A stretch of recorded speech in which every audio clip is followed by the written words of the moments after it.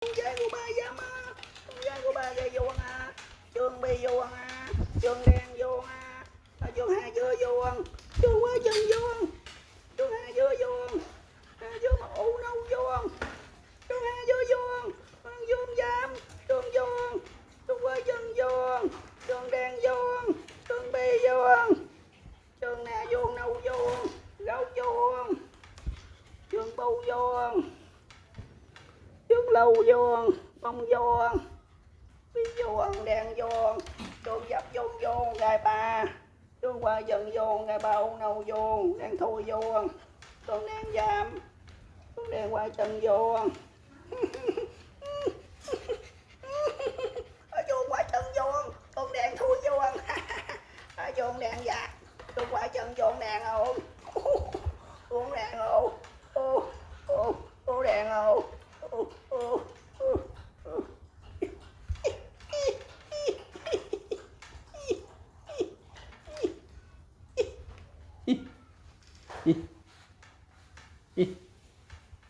Ih.